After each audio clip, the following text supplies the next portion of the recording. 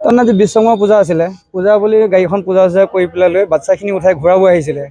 ঘূৰাব আনি পেলাই লৈ আপোনাৰ ব্ৰহ্মপুত্ৰ পাৰ পালেহি, পুৱাই কিনে কিন্তু খবৰ দিছে যে এনেকৈ বাচ্ছা এটা পানীত উঠি গ'ল বুলি। তো আমি আহি গম পালোহি বাচ্ছা মানে চাৰিটা নিছিলে, চাৰিটাই তিনিটা উঠালে, তাৰে এটাক মানে লৈ গুচি গ'ল।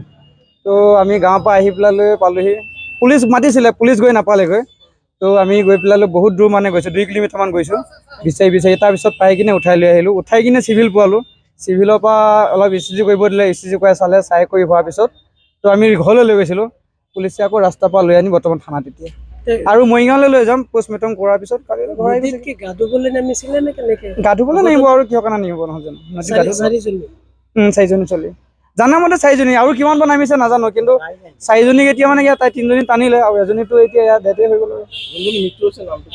গীতাঞ্জলি দেৱী আছিলে। বয়স আপোনাৰ 11+ হৈ আছে।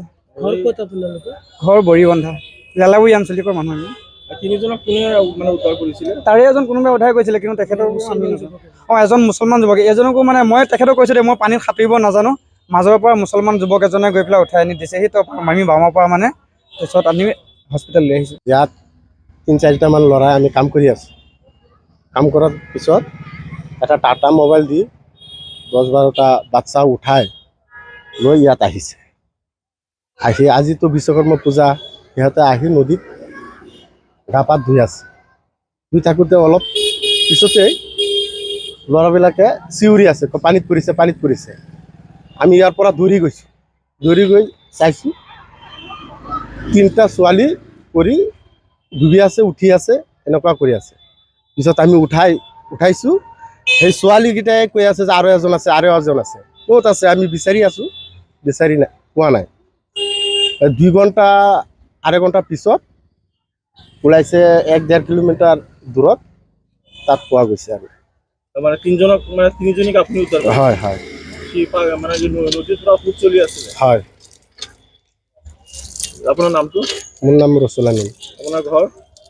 মোৰ ঘৰটো আগতে আছিল মিকি গাঁও, এতিয়া আমি লাহৰীঘাট হুগুলতুলি আহি গৈছোঁ। তাত মানে আপোনাৰ কাম কৰিব গৈছে? কাম কৰিব গৈছোঁ। খেতি কাম কৰি আছে? হয়, খেতি কাম।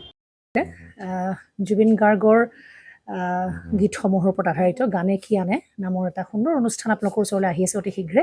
অহা 15 আগষ্টৰ পৰা ধেমাজিৰ পৰা প্ৰথম অডিশ্যন আৰম্ভ হ'ব, আৰু সেই অডিশ্যনৰ যোগেদি বিভিন্ন কণ্ঠশিল্পীসকলে যিসকলে এই অনুষ্ঠানত যোগদান কৰিব বিচাৰে, তেওঁলোকে এই অডিশ্যনৰ যোগেদি আগবাঢ়ি আহক। আৰু জুবিন গাৰ্গৰ বহুত ভাল লগা গান আমি সদায় শুনি আহোঁ, আৰু আপোনালোকৰ যদি ভাল লগা গান থাকে, জুবিন গাৰ্গৰ আপোনালোকে গাই ভাল পায়, তেন্তে অডিশ্যনত যোগদান কৰক। মোৰ ফালৰ পৰা আন্তৰিক শুভকামনা থাকিল এই সম্পূৰ্ণ অনুষ্ঠানটোলৈ।